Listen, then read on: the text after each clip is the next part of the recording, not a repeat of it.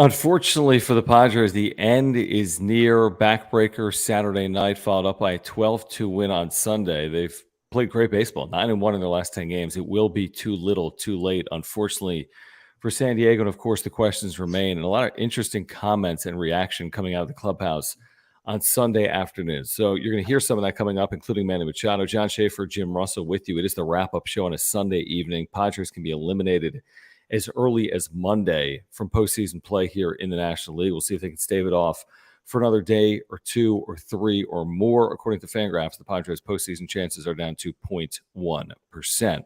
Padres did win Sunday 12-2. Did you see this? You did, because I sent it to you. The Padres' run differential is now the second best in the history of the franchise, trailing the 1998 team.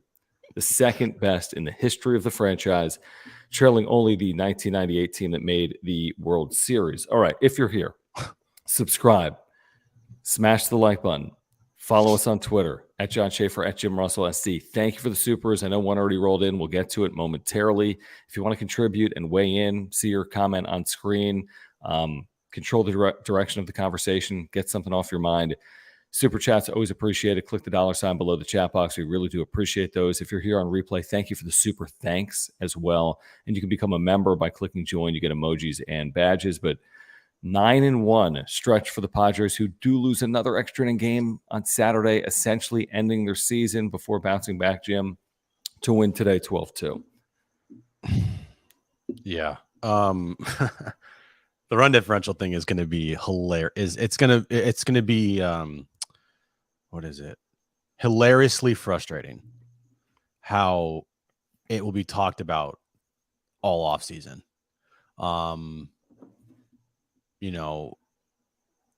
Saturday night, yesterday, I did think, I was like, they're going to win finally in the extra inning games. And it's going to be so fitting how they go all year long. And I've said this, they've gone all year long, having some of the worst situational at-bats and approaches that you'll ever see in extra innings, that now's the time they're going to actually look like a team in extra innings that actually has a good approach and actually will do the little things and will have the situational hits, right? Because it's like the story of this month is way too little, too late. Like you go all year long and then you happen to have a very soft schedule to end your season. You're playing AAA teams here. I mean, you're borderline. I mean, the A's aren't even a AAA team. I mean, they're worse than a AAA team. Like, yeah, you should be winning these games when you have the players still out there for you guys, So I'm not like viewing this as this magical end of the season at all because of who they're playing. But I did think that last night they were actually going to do it. And then they actually proved, no, we actually are who we have been all year long, which is in extra innings, the worst situational team that you will ever see. And maybe it'll never happen again. Like, I don't know how you can be this bad situationally in extra innings. They're hitting 145 or 140 in extra inning games this year. They've scored, I think, 7 runs in 12 extra inning games this season. That is 100% not bad luck for anybody out there who thinks it is. That is all situational hitting and bad approaches, and this is on the players in extra inning games this year to why they have,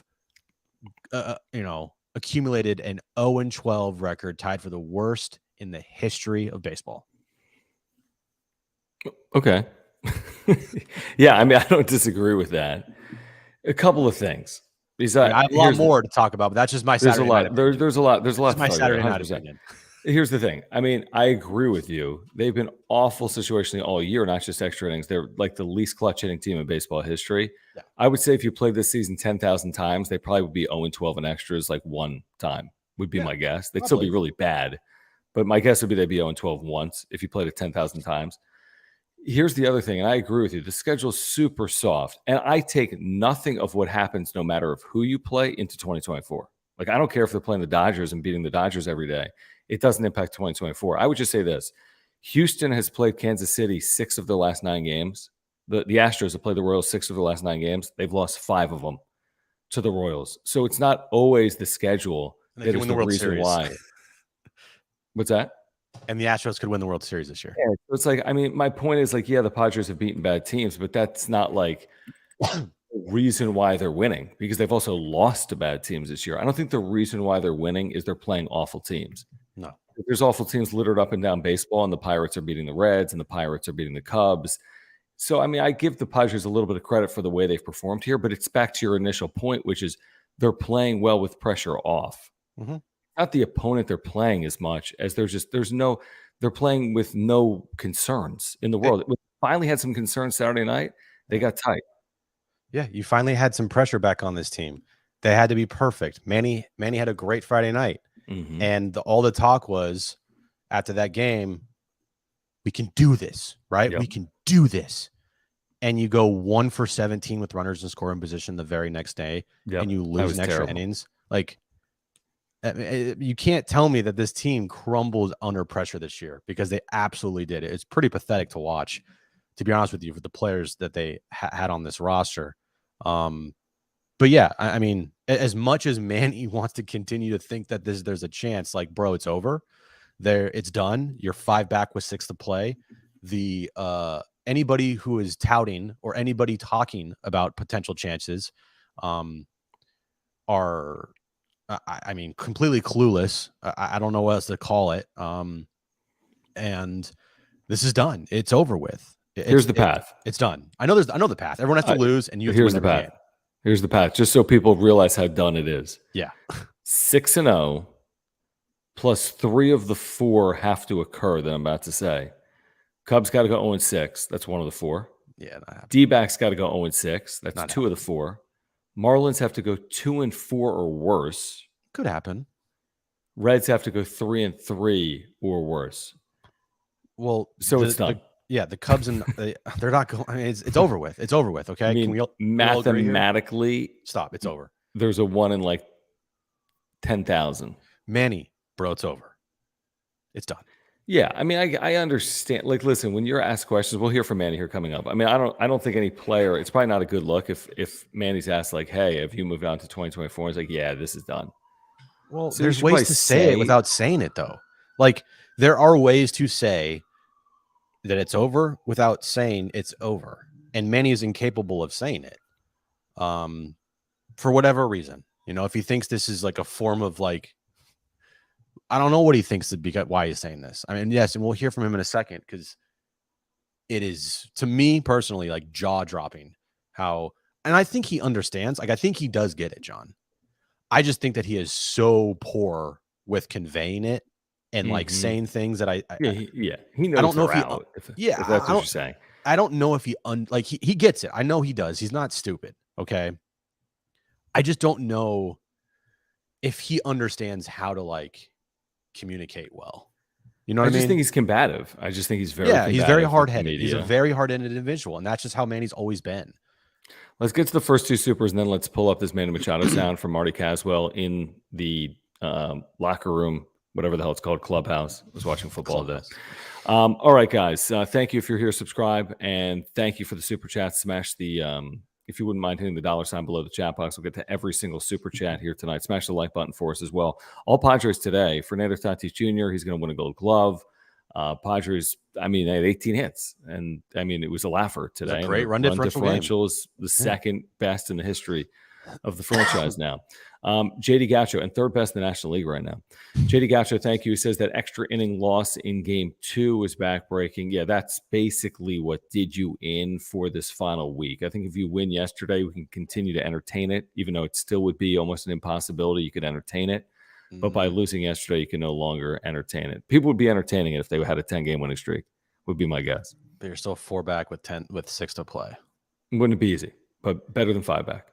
And sure. SJL Stevens, thank you for your membership and super chat. He says Machado's continued pride, along with blame of media expectations. Yeah, what does that even mean? For the lack of performance is a sign of a true leader. And that's obviously, tongue in cheek and facetious. So that's perfect setup to Manny Machado in the clubhouse after today's win over St. Louis. All right, so we pulled up here. Yeah. This is just when he was asked by Dennis about fan support. Hold on, you got it. Pull the comment down. I did. It's been down for like 5 minutes. Oh, my computer sucks. Yes, I agree. Can you? Yep. Okay. All right. So this is towards the end of the interview because the whole thing's like 7 minutes long. And he said it at one time, but just listen to like what he says here and tell me if you think he understands it. Okay. It's kind of like the biggest whatever. Here we go. They showed it this year. Do you expect, you guys think of the results you wanted this year, do you expect the same level of result? I expect the same thing next year, or maybe even more. I mean, this is, yeah, we obviously, season's not done. So I'm not going to say anything of that, but because you guys might write it. Obviously, you guys always write everything I don't say. But I will say, yeah, next year I think we'll be better. I think we're going to perform a lot better. I think we're gonna exceed our expectations, and they're going to be out there to support us no matter what. They showed us all year this year that they're capable of doing that, and next year I think it's going to be the same thing. How much more invested will you be spending time in San Diego? I know you after signing that contract and your investment in the MLS team. The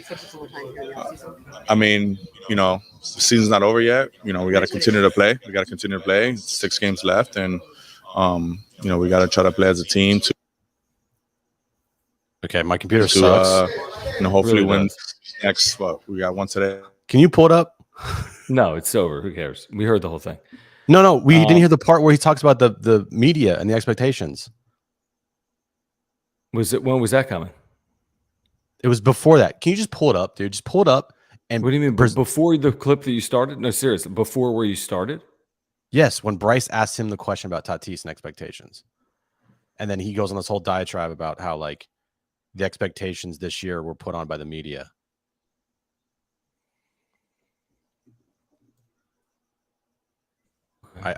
My computer's a piece of shit. How am I supposed to find exactly where it is? It's like in the middle. Just okay. Hold on. It's when Bryce asked him a question about Toddy. Okay. Stand by. Yeah. You know what I thought he was saying there, though, that I didn't realize the first time watching, Jim? He's just saying, we're still in it because otherwise you're going to write something I didn't say. Yeah, I don't understand. So he wants to make it clear. Like, he's not saying we're still in it because he's an idiot, to your point. He's saying, hey, we still have something to play for. He's basically saying if he doesn't say that, they're going to write, hey, Manny Machado said the season's over. Because he's basically saying that unless he's crystal clear, he's going to get freaking misinterpreted. I'm using, if I'm Manny, hey, you guys are going to run with something I didn't say, which is him being combative with the media. But that's what I thought he was saying when I heard that a second time. No, you're right. Yeah, that makes 100% sense. But why have the rabbit ears? Why? Yeah, that's a whole nother question. Like, dude. Okay, I know. Hold on. Trust me. My computer can only handle one thing at once. Jim's computer is like my computer previously was. Yeah, it can only handle me streaming. I can't do multiple things on it. All right, hold on. Tell me if you can hear this, Jim. Lord help us.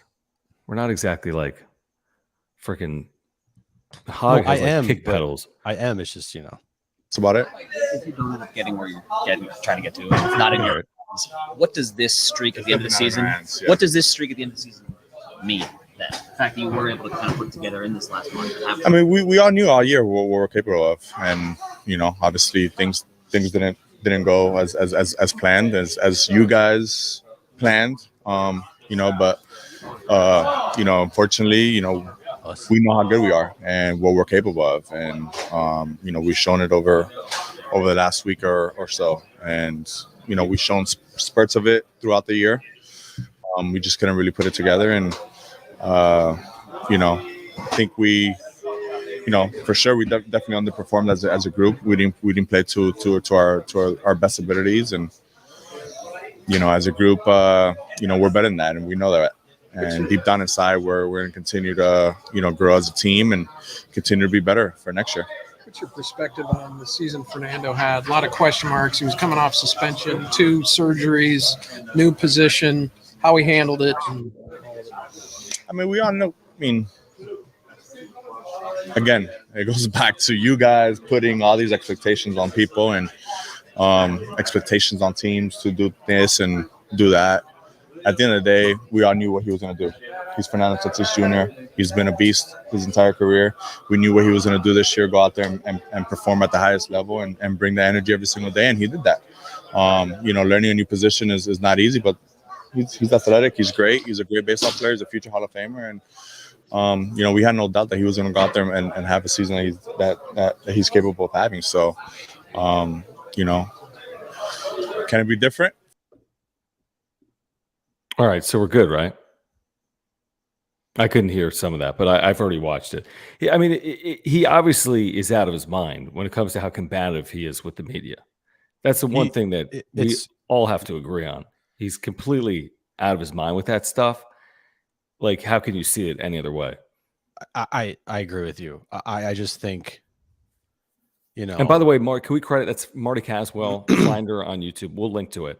That's from Marty. That's the credit. She was in the clubhouse earlier today, and it was after the game today. Man, I with you. He's completely clueless, and the fact that he has to fight the media at wit's end and talking about you guys and the expectation you got, bro, it should be the expectations you have on yourself. You should be upset with yourself and the team for the expectations you guys had. The media, the fuck, you're at FanFest touting you're going to the fucking World Series. Right. Yeah. Give me a break. You're the one we did. You're the one that hijacked spring training to make sure you got a contract extension. Give me a fucking break. He just said 2024 is going to be even better. So now you've just laid out the expectations. You're telling me that 2024 we're going to be great. I don't know what he said, but he's like, oh yeah, we're going to be great, just like the way we're finishing this year. This has nothing to do with the media. This has everything to do with their anti-clutchness, their dysfunction, and their 77 and 79 record, where we're still hanging the balance whether this team's going to get over 500 before the end of the season or not. Possible, or maybe not. Look, but this has nothing to do with the media. It has everything to do with Manny being upset about what Dennis wrote, what Kevin wrote, what Ken Rosenthal wrote, what's still to be written. I'll say this, okay? I think Manny Machado is an amazing baseball player. I think he is going to go down as arguably one of the best third basemen in the history of the sport on the field. I think he is going to be a Hall of Famer. Maybe not first ballot, but I think he will get in. I think it'll be first ballot. I'll say that right now. Okay, maybe I think it'll be 503,000, and I think that's first ballot. Probably, yeah. And that I wouldn't disagree with you at all. Okay, and if he gets there. Yeah, and I wouldn't disagree with it at all. But the one thing about Manny Machado that I think really rubs other fan bases the wrong way, and maybe other, I guess, media members, is exactly that. And I know that Padres fans love Manny almost to a fault, but I do think there are things about Manny Machado that are overlooked because of how good of a baseball player he is.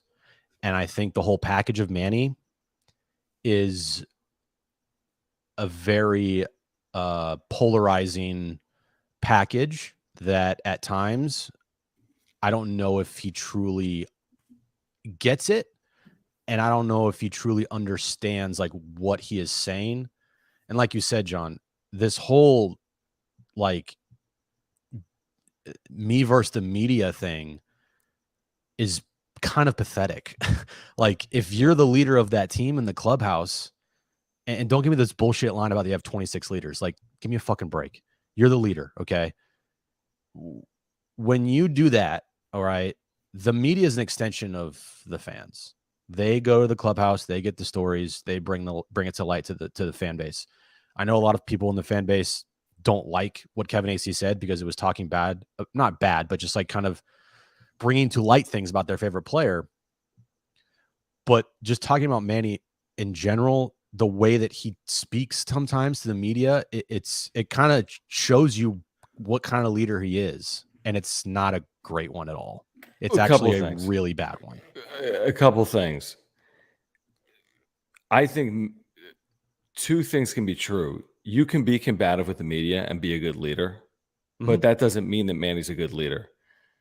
Oftentimes, players in clubhouses will use the media as we are against the media, and that can be a rallying cry. I do believe Manny Machado kind of sees it like that. He does not see the media as an extension of the fans at all. He does not. And by the way, a lot of players don't. A lot of players see the media as out to get them. If you're Manny Machado, it makes sense. Follow his career. He's been followed by moments that have blown up in the media. You could say they're self-inflicted, or he could say it's because of the media. So I think he's always had a bad relationship with the media. If you've got a bad relationship with local media in San Diego, you have a bad relationship with the media. This isn't New York, right? No. This isn't Los Angeles. You just have a bad relationship with the media. I think he could care less about the media, but I do agree that it gives you a look inside who he is. And you could see how, if you're combative with them, could you be combative with others that are on the inside? They're like on your team, so to speak, like pulling for you. You could argue the media is not pulling for you. You could say they're the enemy. You could, if you were Manny. Yeah. But there's a lot of, when I hear how he talks to the media, I can hear some things he's probably saying in that clubhouse at times as well, is my guess. So it's kind of a look inside the psyche of Manny Machado. But I think he sees the media as something like it's an us versus them type thing. And I think he's treated it like that for a long, long time. And I think he's always capable of blowing up. And he's done it repeatedly in San Diego, and he did it previously as well.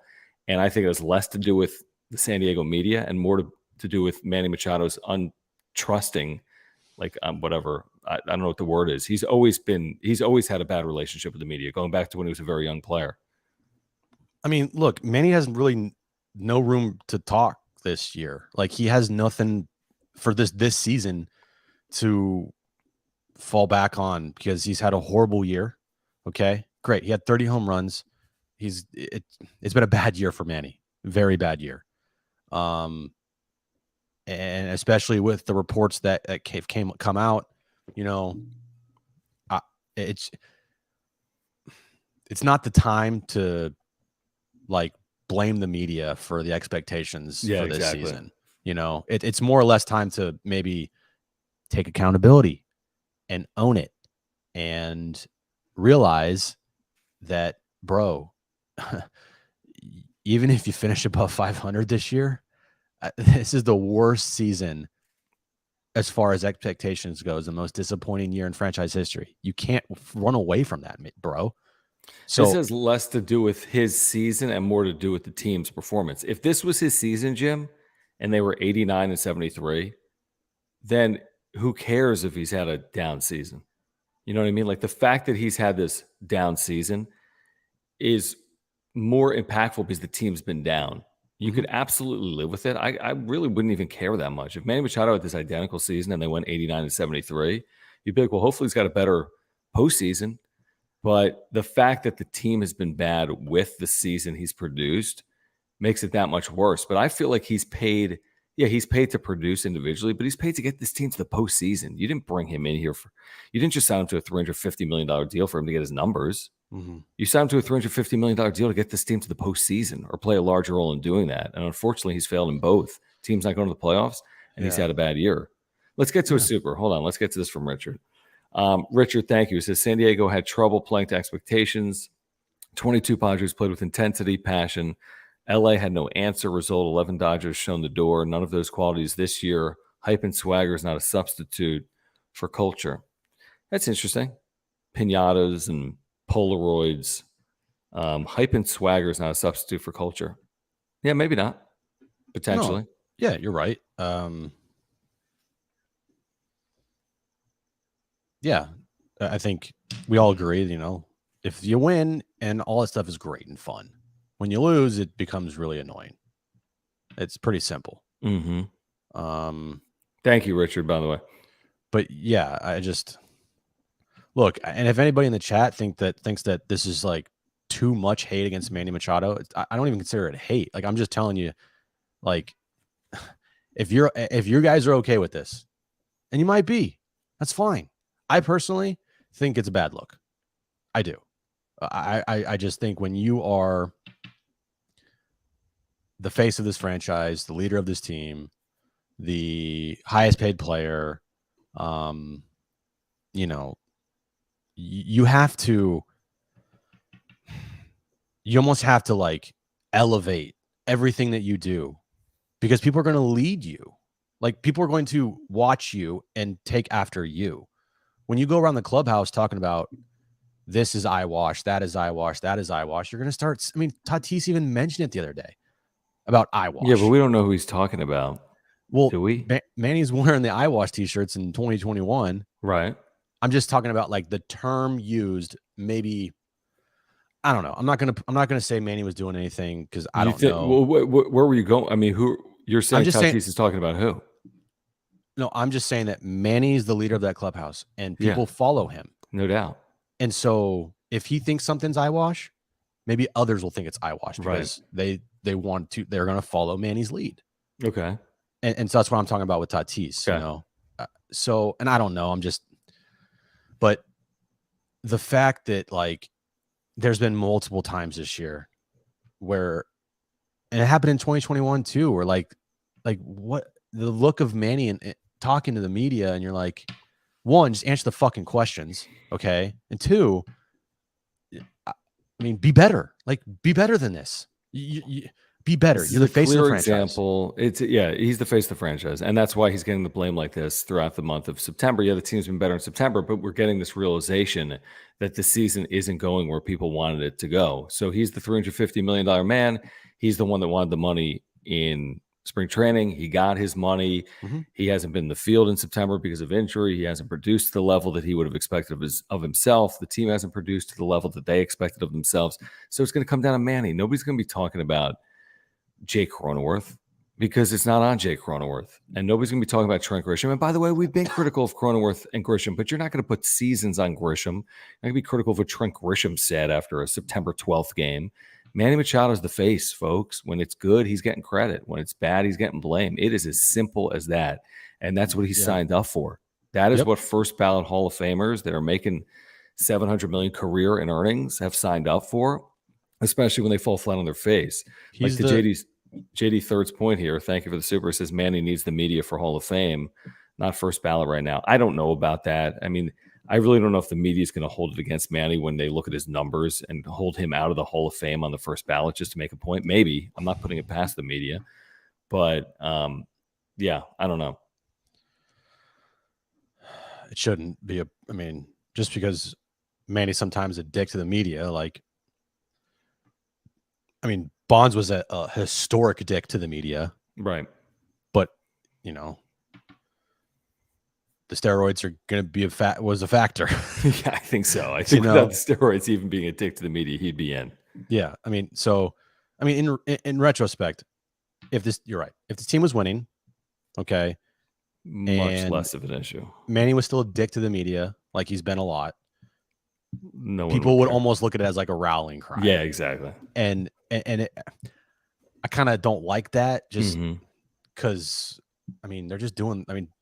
They're doing their jobs. There's no. If you guys want to think that someone that's reporting on this team, that's a beat reporter for this team, has an agenda, you can go for it. But I don't think that's the case. But it's magnified when you're losing and you're still a dick to the media and you don't have a good season and you're saying things that I think are absolutely crazy about expectations on the media. And, it's like, read the room. And I don't know if he can. I agree with that. No, he's never been good at that. And he's always been combative. You never know when he's going to get testy. He's done it to everyone. It's not just Kevin. It's not just he's done it to everyone. He'll do it to Bryce Miller. He'll do it to Marty Caswell. He'll do it to the people that he visits with frequently or infrequently. He's always capable of snapping. I'm not saying snapping like he's going to throw all of his bats and go on a cursing tirade. He doesn't typically do that, but he will get a backhanded. He'll bite back, and he's done it a lot. He's done a lot this year. If you've been watching and listening, this is not the first time that he's had comments like that this year. Nowhere near the first time. It's probably happened at least a half dozen times. Murray, thank you for the super. He says they were the hunters in 2022, not the hunted. Hashtag pressure. There's probably some of that. There's probably some of that. They got off to a really good start last year. Tatis even alluded to it, like the pressure got to them. Hmm? Said that the other day. And He's that's like, yeah. I mean, I'm fine with the honesty. If that's the case, that's the case. I mean, they're human beings, and that's probably the case. Mhm. They didn't perform to their expectations. By the way, can you know, we not get a follow up to Manny about like what expectations did we have that you didn't already have for yourself and the team? what expectations? Right, exactly. Like, did you expect it to go 81 and 81? Yeah, like what were the what expectations are you talking about? The ones that you guys as a franchise set before the season about like winning a World Series and coming off an NLCS run? Well, they went to an LCS, exactly. I mean, And after you guys signed Xander Bogaerts to a $280 million contract and had Tatis back, and yeah, nobody was like, hopefully we can win 82, 83 games. yeah, like the more I think about that quote, the more like upset I get, and the more I think it's just a fucking clueless like answer. Like, what are you talking about? He's It's not even an just answer to mad. anything. He's just mad. It's not anything other than that. You're reading too much into it. He's mad. He's upset with the way he's upset that it's gotten to this point. They're writing articles about him and the team's not good, but they're playing good now. And he's being asked about the disastrous season. And he's just upset. He's just mad. He's wearing it on his sleeve. I get it. I know. And nobody's really, I mean, this is not the type of stuff that the national media is going to pick up on. Nobody's going to be like, oh my gosh, did you hear Manny Machado with the media after that home finale on Sunday? This is we're talking about some very particular things right now. You know, and there's other things too. It's not just Manny. There's other things coming out of that clubhouse that I'm just like, knew it. I knew it was coming. What else is coming out of the clubhouse? But first, Rich McGuire, thank you for the membership. Thank you for your super. Rich, always good to have you with us here in the chat. He says, define blocking the plate. Well, it's impossible to define. And if you watched Luis Campusano last night, he has no clue what the rule is because he doesn't know how to block home plate. And he's a big reason why they didn't win that game, unfortunately, last night for his performance behind home plate. You could absolutely say that. But I can't define it because I don't think Major League Baseball can define it, watching baseball over the last decade. What else is coming out of that clubhouse? Well, last night you sent it to me. It was okay. Nick That's what I'm asking. What else? So, last night. Hold on. This is from Nick Martinez. Mm-hmm. He said, "Quote: It hurts, but truthfully, I like the way our guys fought today." Quote: You may look at the overall now of 0-12 and the timing of it. I think regardless of all that, I really love the way our guys fought.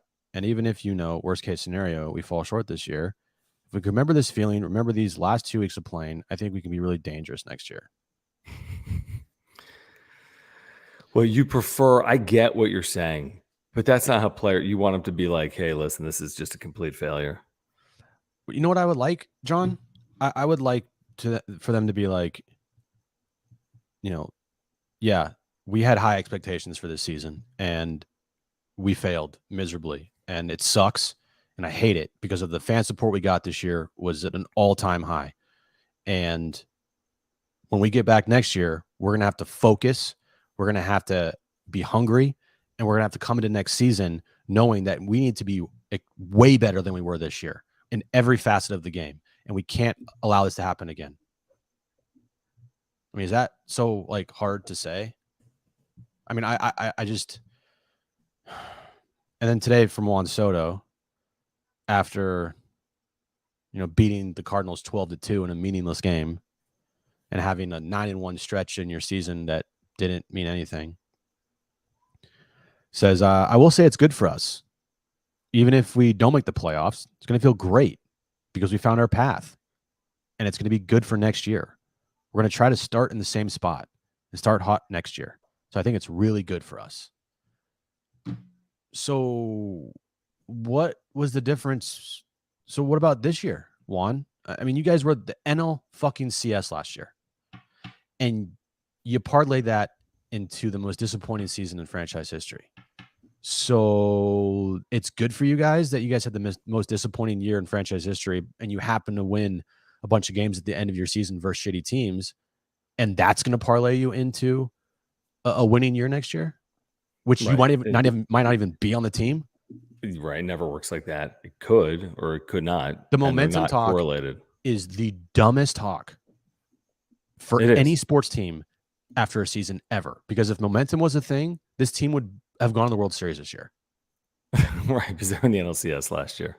So Yeah. the momentum talk is absolute bullshit. And if it's momentum is the thing, after the 2021 season, they would have sucked last year. So Yeah, there's no such thing. There's not even momentum in baseball in season. I mean, you run into a top tier pitcher and you have no momentum. They just haven't run into a top tier pitcher in the last 10 games. And here is a part of the momentum that they're talking about that they're kind of failing to understand is that they're going to lose a Cy Young Award winning pitcher and have 12 dudes on the roster. 13 guys on the roster if Soto stays, making around $200+ million in payroll for a team that's already going to slash payroll by a lot. So, okay. Let's get to what Dennis actually wrote about the payroll. On the other side, I do want to remind you guys, if you are here, please subscribe, please smash the like button, and please support our sponsors, including our title sponsor, Mark Nimitz, who's been with us for over 2 years now. The wrap-up show has been on YouTube for over 2 years. We do appreciate your support. Everyone hanging out with us. We couldn't do it without you guys live or on replay. We can't do it without Mark's support either. I've got a homeowner's earthquake and life insurance policy through Mark Nimitz. He's a great insurance agent. We've been telling you about him for 2 years. You can take that from us. He has saved us literally hundreds of dollars, if not thousands of dollars, because I filed a claim in 2022 because we had some flooding in here, and he took care of everything and saved us so much time and money, me and my family. So I can't thank Mark enough.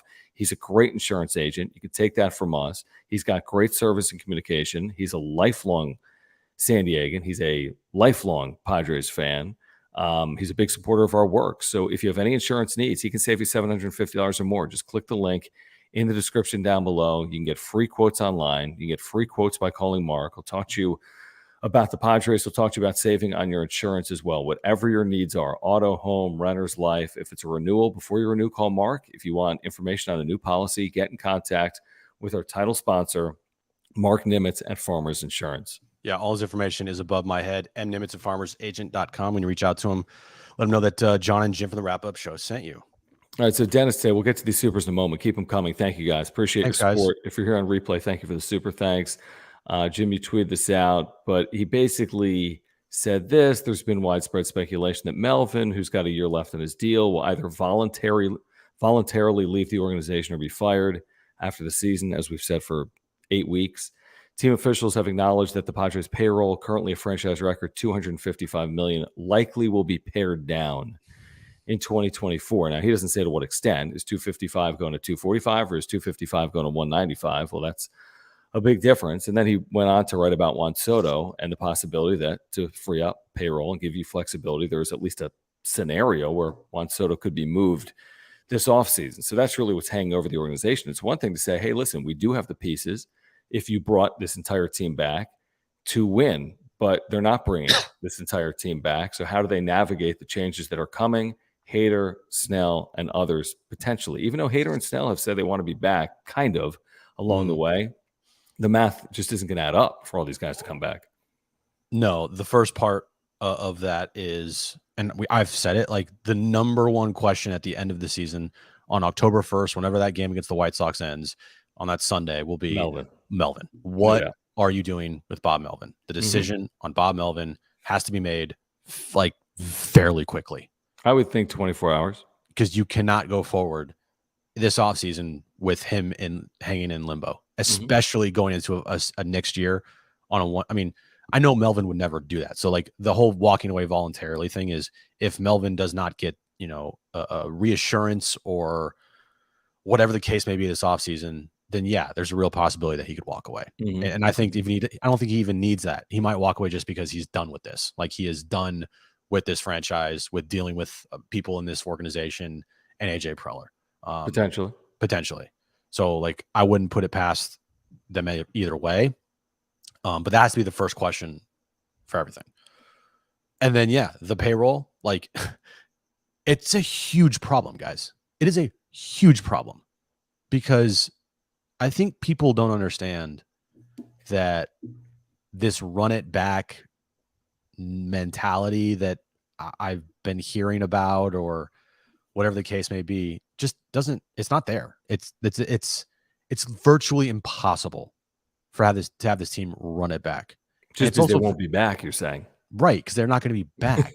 right? I mean, how many teams in baseball run it back with the exact same 26-man roster? Well, of course, that's no team in the history of baseball. No team. Not in free agency baseball. And so, with the payroll being cut, okay, $200 million payroll is still a massive payroll. You should win with a $200 million payroll. But I do think, if you slash this thing down to 200 or even like 210, all right, you're still looking at a very top-heavy roster next year. Very top. Well, it's actually more top-heavy because the less money you spend, well, you still have all that money tied up in the top 10 players. Yeah. So you have 12 guys, and that's, not counting Lugo there. So that's like, okay, Waka opts back in for $16 million. Lugo opts out of his $7 million option, which if I were him, like, you do we it. can get more than that. Yeah. Because you can get more than that. Mm-hmm. And now you got 12 guys under contract for, and that's including Soto's arbitration number, which will be 30 plus. Yeah, if you include him, yeah. Of like right around 200. And then you also add in the other handful of arbitration guys that you will be dealing with as well. It won't be a huge number, but it probably will get you to around or over 200 million. So you got like what, 15, 16 guys on your roster making over $200 million that you still need to get pitching. You need to still fill at least probably 3 starters, right? Because you're losing a Cy Young Award winner. You're probably going to lose Lugo, and if you keep Waka, then you need to replace 2. But you also need depth. Yeah, but you're not going to spend. I don't think they're going to bring in a 6th starter at $20 million a year. Basically, what I'm trying to say is it is going to be very difficult for them to build a cohesive, well-rounded roster next year with the top heaviness of this team's payroll, where it's at. That's no matter who the GM is. That's no matter who it is. That's the point I've been making. It's like the $200 million. Yeah, of course you can have a good roster of $200 million, but not when 10 players make $200 million. That's the issue. They're so tied up with half the roster that it doesn't allow them flexibility with the other half of the roster. Now you might say that if they'd properly developed, they could have a handful of players that could be making impacts on, rookie deals, so to speak, but they don't really have a lot of those. Now they have some of those guys in their bullpen, the Tom Cosgroves of the world. We could see at some point in 2024, the Robbie Snellings or the Dylan Leskos potentially pay dividends for the Padres. They may need them to, but it's going to have to be a mix of young players. Like you're going to see someone like Eggy Rosario and Matt Batten and Tom Cosgrove and Robbie Snelling. I mean, there's going to be 5-6 guys with 1 year of service time or less on next year's team. There absolutely will be. Yeah, you might see a battery of Sullivan and Campusano. Exactly. So there's 2 guys not making them. That's going to happen on next year's team. By the way, you can win that way. You can absolutely win that. This team can't win with all veterans. It's not like this strategy worked. The Nelson Cruzes and the Matt Carpenters and spending $260. So if you can't win this way, spend $260. Maybe try another way and spend $200. Yeah, it's not like just because you have Eggy Rosario on your roster means you're going to be worse than this team. Mm-hmm. And maybe if the guys next year, the top 4, play better, and it's hard to. I mean, Soto's had now look at his season; it's a top 10 year of players this year. I mean, you could argue that there's a little bit of stat padding at the end. But overall, he has had a very good season. Bogarts, same type of thing. He's had the overall numbers go, he's had a good year, but we all know we watch him every day. It's not I can't define this year as a good year for Xander Bogaerts. No, his September is incredible. But again, it's like the season was decided, unfortunately. Yeah. So look, they might view next year and they might say it's fine. We don't care that we're top heavy. To your point, John, we're going to give guys like Eggy Rosario and Matthew Batten and Sullivan. And I think that's definitely coming. Right. We're going to give those guys more opportunities. Yep. And then we're going to try to find some like Pedro Avila and Matt Waldron and the Cosgroves of the world, right? Like, and we got, Scott Barlow here. We turn him around, right? You got Suarez that looked good in the back end of the bullpen now. We don't have to worry because we got him to replace Hader. Hopefully Waka signs in for a $16 million, and we're just going to hope that our top guys perform, right, and that they all perform to the level that we thought, with like potentially a healthy Manny Machado, and I think they'll lean on someone like, and I think someone like Morahone's going to be counted on. Like all these guys that they've invested heavily in, the top picks like Snelling and Lesko at some point in the next 2 years have to pay dividends. Someone like Adrian Morahone has to stay healthy. Like you can't just go out and acquire starting pitching via free agency for all 5-year spots, which is what it would be basically. I mean, Musgrove and Darvish, $20 million plus per year, right? Waka at 16. There's no way they're going to fill out the rotation with 2 more $16 million plus pitchers. There's just no scenario where that happens. So they got to figure it out.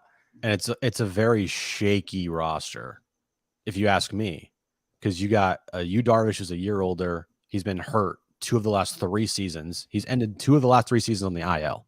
Okay. Musgrove, okay. But like other than that, you're dealing with a lot of shakiness there, and you just lost a Cy Young Award winner.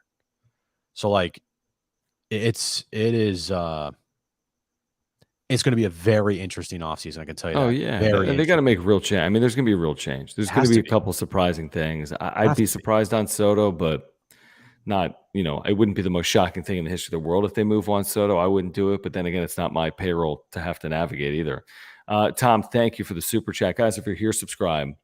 If you're here, thank you for the super chats. Great way to support this channel. Click the $ below the chat box. Whatever you're thinking, we'll get to all the supers here tonight. He says, Bomel waving a sign. He's on his way out, saying his last goodbyes. Well, you saw him post-game, applauding the fan base. Incredible. 3.2 million plus. Unbelievable job by Padres fans this year. Really incredible when you consider the year the Padres have had on field. I feel like Bob Melvin's been somewhat retrospective over the last week or so since the Kevin Acee article when he took accountability and responsibility and the way he treated this homestand. I don't know. Maybe I'm reading too much into it. I've read what Kevin has written. I've read what Dennis has written. It appears as if Bob Melvin is more likely than not to be here in 2024. So, maybe that is where we are right now with Melvin. Maybe. It does feel like the body language and the tone of voice and talking about these things doesn't really show much like confidence that he wants to return. Mm-hmm. I mean, do you get the sense from listening to Bob Melvin talk that he like wants to return? Not overly. Yeah, I don't either. I get a sense that it's probably time that he'll fall on the sword a little bit. He'll take responsibility for this team going 80 and 82 and say, I was the manager and I'm going to walk, even though it's not his fault. Right. And when that happens, AJ Preller, and it won't happen, but when that does happen, if Bob Melvin leaves, like AJ Preller should be fired immediately. Like no questions asked. No questions. I mean, you're done. You're fired. I don't care who fires you. I don't care if it's fucking Grupner. I don't care if it's, I don't care if Jesse Agler walks in the room. Like, he needs to be fired. Like, someone needs to fire AJ Preller if Bob Melvin walks away or gets fired or however they spin this thing. Maybe coach. Oh my God. Could you imagine? Well, Bob, I got some bad news for you. The ball players have spoken, and I don't want to do this, Bomel, but AJ told me that you're fired, and I don't like it. But I am going to take calls on it. Kevin does not like it, aka Dave, and calling my show right now. Well, I want to hear from you. I want to hear from you guys. Okay, what do you think? I just fired Bob Melvin.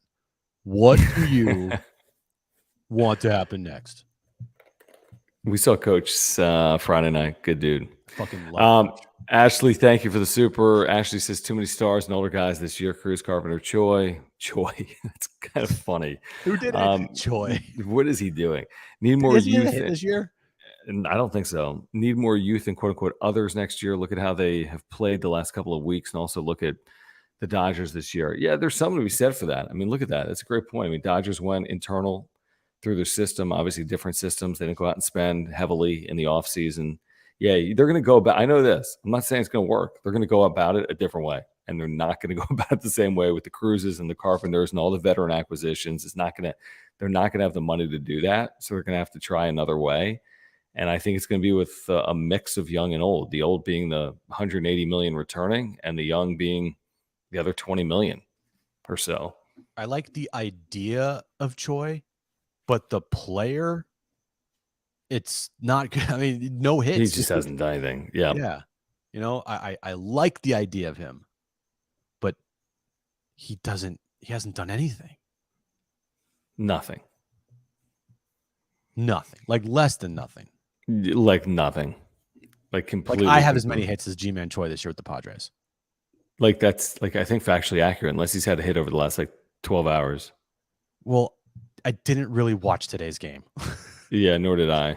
I mean, after last, I mean, I watched every second. Well, it was over after last night. It was Saturday over. night I was glued to the TV, and then they lost, and it was just like, and then the Cubs won, and then you saw the Cubs won again today. It's like, yeah, last night was good theater. I mean, it was like they scored in the ninth. Oh my God, it was but then amazing. the bases loaded, nobody out, and they can't get a runner in from third with one out with Tatis, and then in the 10th they have a chance to win it. It was just very Padres-esque, unfortunately, is what it was yesterday. While we have a moment, I do want to remind our viewers about our partnership with our good friends over at Aura. We've been working with them for over a year and a half. Great company. Their co-founder, Will, is a San Diegan. This is a great company, locally based, offices in Liberty Station. Will's a Padres fan, lifelong, native San Diegan. If you're looking to get healthier, you got to turn to Aura, ora.organic, or click the link in the description down below. We've told you about their products for a couple of years at this point. I've been taking their probiotic for over a year. It's an amazing product for digestion. I take it every single day. I took 2 pills earlier today. They've got pre-workout supplements. They have omega-3 oils. They have really the omega-3 oils. If you're taking a fish oil, you can take their omega-3 oil. They have sleep pills, immunity pills. They have something for everyone. Great, great company. Check them out at ora.organic. Everyone could use something to get healthier.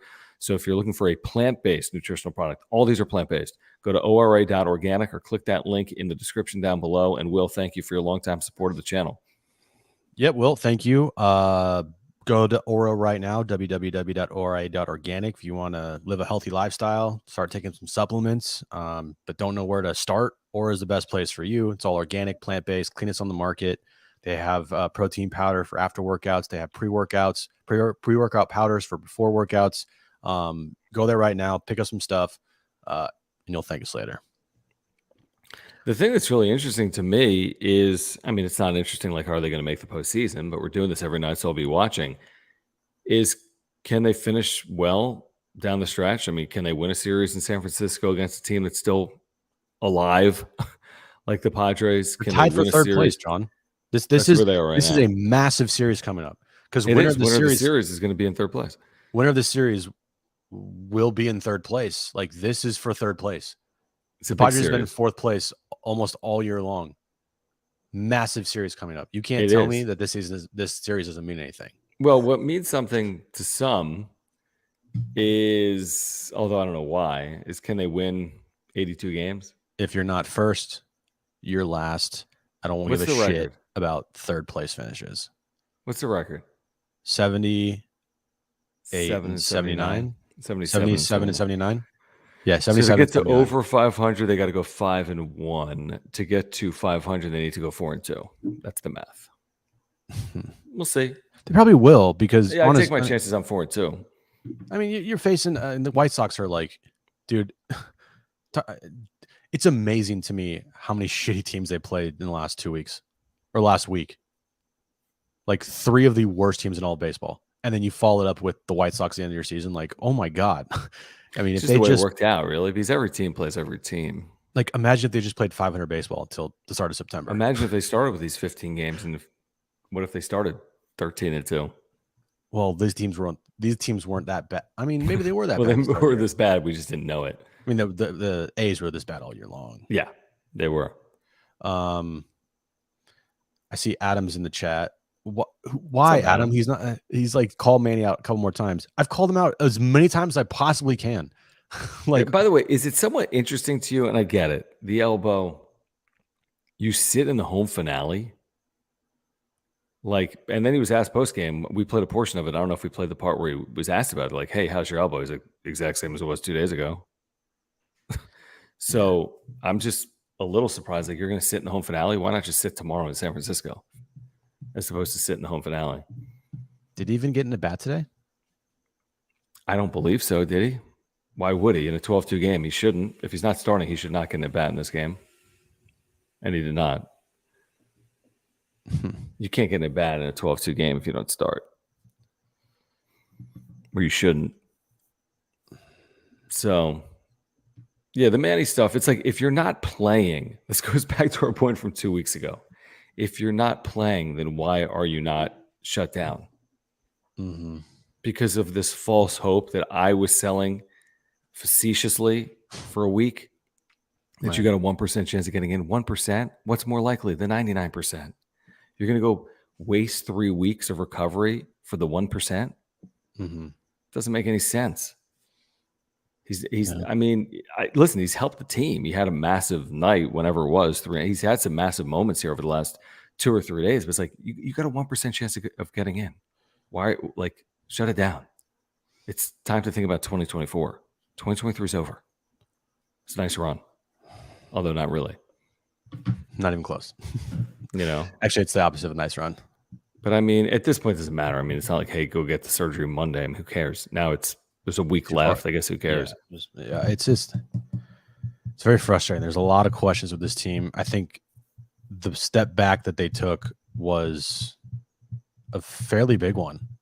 Like, you know, this wasn't just a tiny step back. This isn't just like, this is a massive step back, I think, for this franchise. You're saying this season, right? Yeah. Oh, yeah. Of course. You can't. Of course it is. Yeah. Because it was either in or out, and they're out. And I do think a step back for the future. I do think that this season, I don't know, was not an experiment, but like, look, if they won big this year, they could have essentially, I'm not saying changed baseball, but it would have, I think, made GMs think a little more about spending money, or at least teams. Yeah, maybe. You know, like, hey, and it might not have mattered. It might have, every team in baseball might have looked at what Peter Seiler was doing and saying, you're a fucking idiot for doing this. But maybe there could have been a couple teams out there like, maybe we should actually like spend money big time, because look what the Padres just did. Yeah. I don't know. So, if it's, I'm I not think willing now to say it's a step back for 2024 though, because I'm not saying a step forward either. But like, I don't know. I just think that everything that's happened, like, you could have a bad year and just have a bad year. Mm-hmm. I think this is a bad year on top of more turmoil, on top of more dysfunction, on top of more uncertainty than, you know, like, yeah, I mean, teams have bad years all the time, and they say, all right, reset. I don't know if you can really do that this year. Like, I don't think this is a just reset, we're good. No, it's not that we're good, but I don't think the over under total on Padres wins next year when we see it in Vegas is going to be 78.5. You know what I mean? No. Like and I don't think most, like, I think when me and you go into the season, like, I don't think we'll set it there. I think people are going to say, hey, if things go well, they're going to make the playoffs. You know, if things go well, they got a chance to win 90 games. Trust me, John, there's no part of me that thinks just because this year was a colossal failure, next year will be that. I don't think that at all. But you also don't think there's any guarantee they're going to be good. Right. And that's because, right, there's no guarantee that I think they're going to be good, but I don't just automatically think they're going to be bad. Like, that's how I feel. I don't think I honestly feel that way. I mean, I'm not telling, I don't know what to think until I know what they do this offseason. Obviously, there could be wholesale change, but you know, I don't think that just because they were awful in 2023, it's going to have any impact on 2024. Either way, positive or negative. Back to the momentum theory, I think it has no impact. Just throw it out. Well, the only impact that this season will have is like you're going to have a new manager. Well, yeah, sure. And there'll be a lot of new things. Absolutely. It could be a new general manager. But no, absolutely. There'll be changes. I'm just saying that like on field, I'm not expecting a carryover in any way, positive or negative, from 2023. Now they might change their spending. That could impact them on field. They might change their GM. That could impact them, manager. But I don't know. I'm with you. They could win. I feel the same way. I don't know. They could win 80 games next year. Right. I wouldn't be shocked. They could win 90 games next year. I wouldn't be shocked. Like neither of those would surprise me at all. I can tell you, like going into this season, I had high level of confidence for this team. I think everyone did. I thought this team this year was going to be one of the best teams in baseball. I thought they were going to have a chance to potentially break the 98 win total of 98 wins. And everybody was fooled. Everybody was fooled. And that's I think for the fans and the players, like to have this thing go so poorly, nobody saw it. And that's why I think it's hard for some people to maybe like digest. It's like, wait, this went what? None. What? Well, let me just read this real quick because I just Googled it. Win totals, Action Network heading into 2023, right? So Padres were 93.5 heading into the year. So huge disappointment. No crap. Mets 93.5. Mm-hmm. Cardinals 88.5. Yankees 93.5. So like you got 4 teams, Jim, 4 of 30 that are like 15 plus games off the mark in the negative. Padres, Mets, Yankees, Cardinals, and some of them are well over 15 games off the mark. And I would bet that 3 of the 4, Mets, Yankees, Padres, are top 5 in payroll, right? Well, they're top 3. So they're okay. So they're 1, 2, and 3 in payroll. Correct. Right? They're the 3 most disappointing teams, arguably, along with the Cardinals had to be at what, top 10? I would assume. I mean, yeah, top half we know. Top half, yeah. Yep. But here's the difference between the Cardinals. Like, this is the worst year in Cardinals franchise. Yeah, you could spin this. You could say this is the one-off. Yeah, you could say it's the one-off. This year for the Padres is the worst year since 2021. Yeah. And then before that, 2019. And then 2018, 17, 16, and then 15, and 13. Yeah, but my point is 12, this is 11. We're pretending like this is a 1 in a zillion and it only happens here, but it happens with the Mets. It happens. It sucks when it happens with your team. It can happen. Every year someone fails to meet expectations. Every year someone exceeds expectations. Every year. Right. And it's more of a blow when the expectations and the team of like how many big time players were on it. Yeah, no doubt. And they missed expectations obviously in 2021, big time. Yeah. So they've done it 2 of the last 3 years, Yeah. So look, it's hard for me to pull many like positives out of this season. And going into the off season, they're going to have so many question marks that going into next year, I don't know what to expect. Neither do I. I have like zero any feel. I'm just like pretty much for the entire off season. My take will be, I have no idea what to expect next year. Yeah, we'll see. I agree with you. I don't care. I'm with you. They could trade Juan Soto and like 60 wins. Right. Or they could add like some star via trade. And I'm not gonna be like 100 wins. Like I'm with you. It's gonna be like reserved judgment until we see this thing on field. And by the way, I'm reserving judgment through Korea. I don't care what happens in those 2 games in March. Yeah. It's like I'm with you. It's gonna be a wait and see approach. Believe me, I will. 2024. Believe me, I will have opinions. Like if you end up firing Bob Melvin and hire a first-time manager, and AJ is still the GM, yeah, that's good. This will be a whole nother conversation for a week from now, and we'll have some lengthy shows if and when they make changes. I'm still not overly convinced on the whole AJ Preller is fully safe. Not when I hear Eric Rupner talk about, hey, we're going to take a critical look at the organization and not mention AJ's name once. Yeah, exactly. And some of the things he said about roster construction, like, really? Right. Interesting. That's Well, I mean, again, he'll probably be back, but I don't know, maybe not. I agree. It's fascinating that coming off of the NLCS to be in such a, I'm not going to say like this franchise is in massive turmoil, but I will say this franchise is in a very, very weird position. Yeah, And they are. I think that there's a lot of 2021 happening again. Yeah, maybe not to the extent of 2021, but it's still not good. It's still not good at all. So the fact that AJ is going to get another opportunity to hire a manager potentially, the fact maybe he'll that, just go into, maybe he'll become the next manager. I mean, shit, he might. He should because he's down there, He's talking the one. Well, he's the coaches GM, and so players. yeah. But it's a, and I feel really bad for the fans, man. I feel bad because the fans showed out all year long, sell out today. This team was in, fans did not have to go. Like, fans could have said, fuck you guys. You completely shit the bed this year. I'm not supporting this. This has to change. And that's not the case. That's not the case at all. And credit to all the fans for supporting them. And it's, they're the MVP of this season.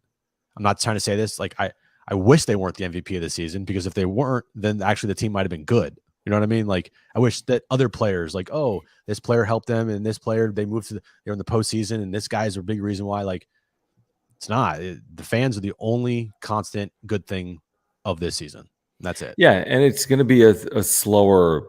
I don't think they'll have 61 sellouts and 79 home dates in 2024 unless they win from the get-go. I think they'll have a little bit of a depressed season ticket base. It'll still be massive, probably the second highest in franchise history off the first highest in franchise history.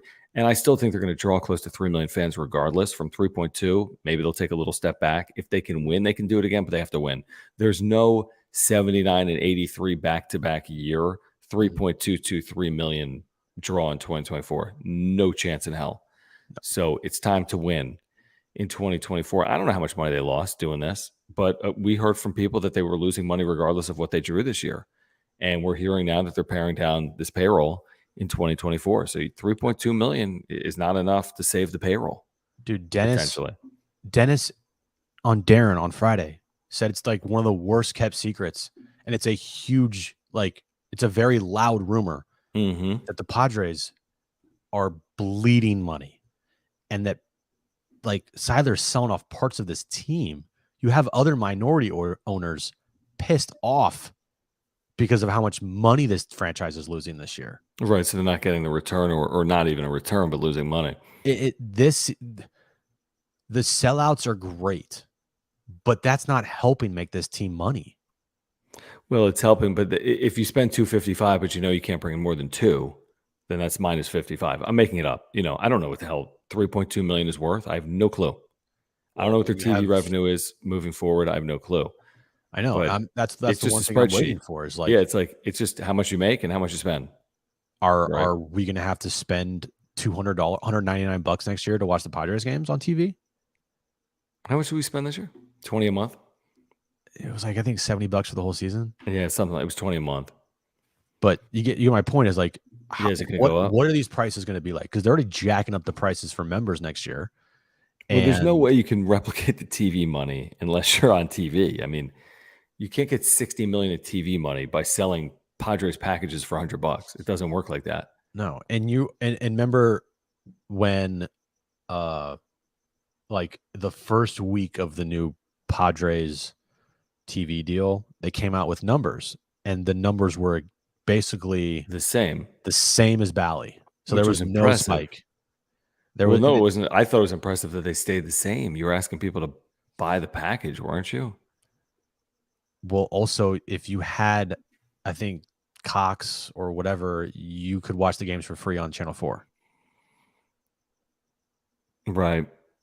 So what this number should have been is, like, way higher because of Channel 4, you're saying?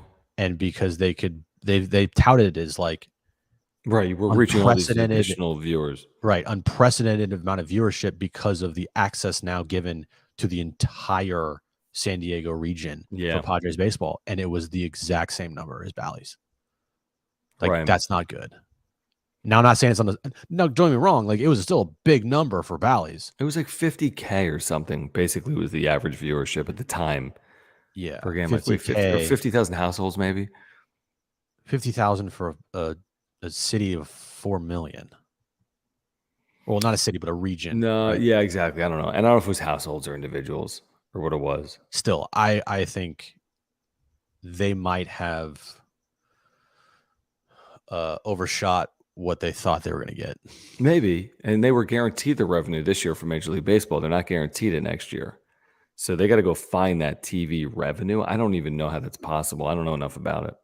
But they were getting 60 a year. And now it's like, go find that. I mean, that's a big question mark when you don't know where you're getting your next 60 million from when it comes to television. Okay, guys, as we've been telling you about, Underdog Fantasy is the best and easiest place to play fantasy sports. If you use promo code PODSWRAP, that's PADSWRAP, you will get a 100% deposit match up to $100. As we know, football is back. You can play pick'ems involving the NFL with Major League Baseball, for example, tomorrow night.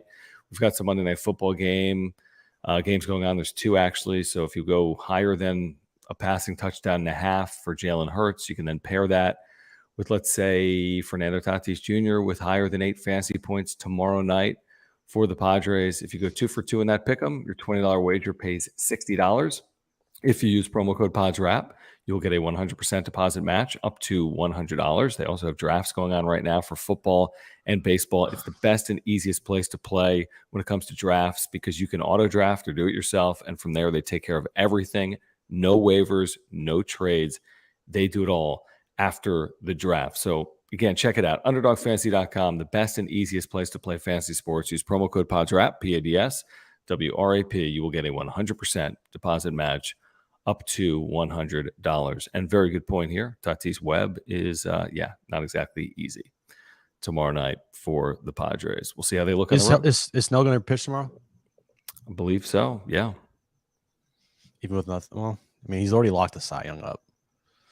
He's got to pitch. You can't not pitch with 6 games left. You cannot pitch final day of the season. 6 games left, you should pitch. And that's what he's going to do. Season's not over. You heard Manny. They're alive. No chance. They're still alive. Snell Webb is tomorrow night. Even though they have according to Fangraphs, a 0.0% chance. No. You haven't checked tonight, have you? Oh, no, it changed because the Giants lost. That's right? It's back up. To what? 0.1. Oh, there's still a chance, baby. 1 in 1,000 beginning the final week of the regular season. I mean, honestly, John, like there is so much on the line here this week. The fight for third place. Well, who eliminates who first? Do the Padres eliminate the Giants? The Giants eliminate the Padres? I mean, this is what we're dealing with, guys. Look, listen. We got the fight for third place. All right. We got the fight for the best run differential in the history of the sport for a team that missed the postseason. No, under 500. Under 500. Mm-hmm. And I think maybe missed the postseason. No chance in hell, dude. There were 102 win teams that missed the postseason, like Braves Giants back in the day. Okay, you're right. Nowhere near. How good was their run differential? Was it plus 100? Yeah, they won 102 games. There's teams that have plus 300 run differentials in the history of baseball. So Anyway. yeah. Also just getting to the plus 100 run differential mark, I think would be huge. What else is at play? There's got to be something else. Well, Snell. Well, he's already won the Cy Young. You think? Yeah. If he didn't pitch again this year, he's winning it almost unanimously, I think. Mm-hmm. I mean, that's how good of a month he's had, and that's how like bad of a month other pitchers have had in the race. When at the beginning of the month, I didn't know if it was going to be close, but I didn't think it was going to be this much of a runaway. I mean, it's a flat out it's crazy. runaway for Snell. Not even close. Yep. He is the Cy Young. Probably will get, I want to say 95% first place votes. Rich brought up a good point. The extra inning record. Can they finally get one extra inning win? I have predicted that it will happen on the final day of the season. Oh, that'd be amazing. So they've checked off a lot of boxes this year. getting to that, winning streak of more than 3 games. Like they finally did it. Thank God. The run differential, huge. Oh, here, by the way, the Giants, who won 103 games in 93 and lost the Braves, Oh, yeah, with no wild card. had like a plus 200 run differential. Okay, never mind. Under 500, you're right. Yeah. Man, yeah, there's a lot, dude. There's a lot this week. If they can get an extra inning win somehow, it would just be That'd be huge. it'd be the cherry on top of this shit. Do you think there'd be like Sunday. celebrations in the streets? Maybe. Maybe in like North County. Right. Maybe not downtown. Potentially. I'll be watching. I mean, a really good pitching matchup tomorrow, Webb and Snell. But again, you're like, yeah. I mean, actually, you could know what's their technical elimination number. Who even knows? Just win. Let's see what they do these final 6 games. Just win. Oh, and trying to finish above 500 for just the second time in 9 years under AJ Preller's tenure.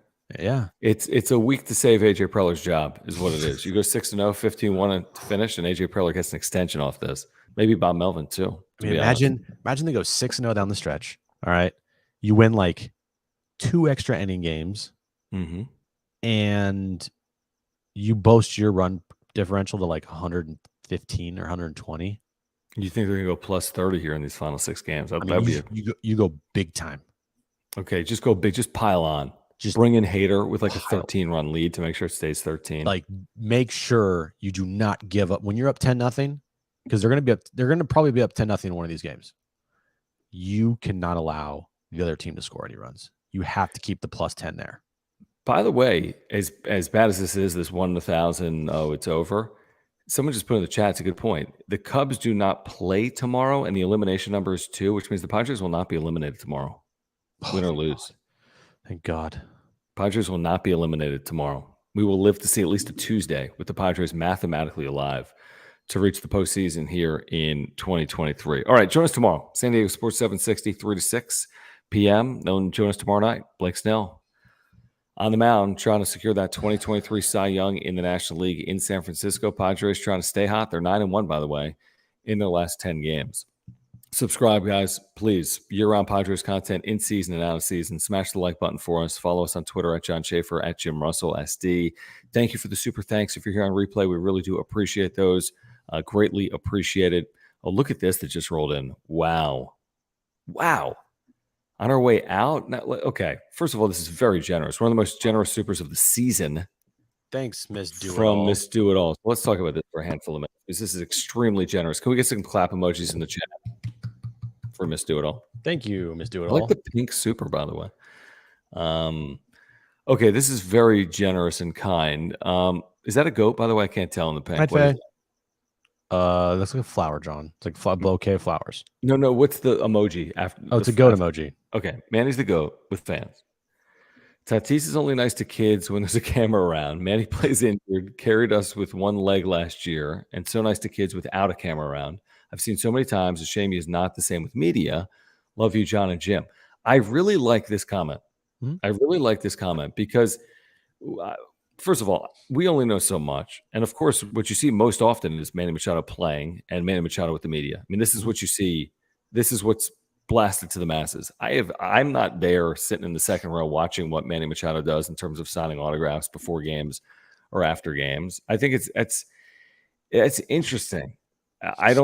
It's interesting. Like Manny Machado's relationship with the fan base is hard to really fully interpret. Like, to Miss Do-It-All's point, the way he interacts with the fans at Petco Park, that's a fair point. The way he is with the media, is that a reflection on how he thinks about the fan base? No, because he typically rips the media and then praises the fans. But that's an interesting little statement there from Miss Do-It-All in terms of Manny Machado and the way he is with the Padres fan base. I completely agree with like everything that you have said here, Miss Do It All. Like Manny does a lot of things for the fan base, a lot of things for the community. And I think the other day he posted a picture online of the kid that like did his cleats, like covered in cleats for Manny and sent it to Manny. And then Manny made cleats that were actually like, and then he gave him the cleats yesterday. So, yeah, I agree. I think Manny is is great with the fans, especially kids. I think he is amazing with kids. I've seen that too. Yeah, we've seen some stories on that. Kids, he is very good with the kids. Mm-hmm. But I do agree, like it's a completely different face when it comes to the media, for whatever reason. And I'm not saying Manny has to be this like super nice person at the media. I just think that he picks these battles that are pointless. And then it comes off as like, why are you being a dick? And then you say things that we're going to talk about and the media is going to talk about as wondering like, why are you saying that? And questioning it, because that's what happens. And then it gets back to the fans and the fans are upset about it. And it's like, and so if he just did well and the team did well, we're not talking about this. Would I personally like it? Like, no, but there's no point in talking about it if the team is doing well and he's doing well and they're winning. But like it all compounds and it all just. The problem is, this is Miss Doodle. Let me just say this. And because we never talk politics, and I'm not going to, but let me give you an analogy. It's like no matter whatever way you lean politically, it's like nobody cares about anything other than like the bottom line. Yeah, like nobody cares like this Republican president had all these kids over for Christmas, or this Democratic president had all these kids over. Forget about all that. Like none of anything that happens in the background matters to those that are so fanatical, including fans, for example, in baseball of the Padres. This is great and all. At the end of the day, can you hit and can you help this team win? You know what I mean? Like that's how these players are graded, especially someone like Manny Machado, who's trending for the Hall of Fame, will be judged on winning a ring or not and helping to carry this franchise forward or not.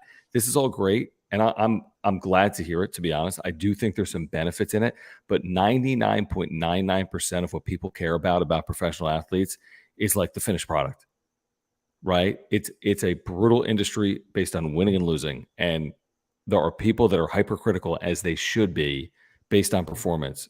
Yeah. That's how I look at it. Just, yeah, dude, it is a bottom line type of thing with a lot of fans. A lot of fans, I think, can deal with a player being an asshole or a dick if they perform. And not only if they perform, but if the team also performs. Like if the team wins, if you had 26 douches in there, but they all won, but you won, would anybody like be like, I'm not rooting for this team because I think those players are dicks? Right. No. I don't think that's going to be the case. So yeah, I agree with you, man. You win and you perform and you live up to expectations. You back it up. People aren't really going to give a shit that much. Some people will, but I mean, what's the point if you're winning and you're performing and you're living up to expectations for us to like even really care about how Manny treats the media or how he says things that doesn't make sense or has a complete lack of understanding and awareness sometimes when speaking. I mean, it wouldn't matter. It wouldn't matter at all. Yeah. Samantha, thank you, by the way. Very generous, Samantha. Very kind. Thank you for your support of the channel. Guys, if you're here live or on replay, thank you for the super chats all season long. For those of you here on replay, thank you again for the super thanks. Great way to finish off the night. Thank you, Miss Do It All. Thank you, Samantha, for your support. Much more Monday. John and Jim, 3 to 6, San Diego Sports 760, iHeartRadio app, and then again tomorrow night on the wrap-up show. Please support our partners, Mark Nimitz at Farmers Insurance, our title sponsor. If you have an insurance need, call Mark. Info is down below. ora.organic. Click the link in the description down below. Everyone wants to get healthier. Underdog Fantasy. Again, use promo code PADSWRAP, PADSWRAP. You will get a 100% deposit match up to $100. All right, thanks, guys. Padres win tonight. They've won 9 of 10.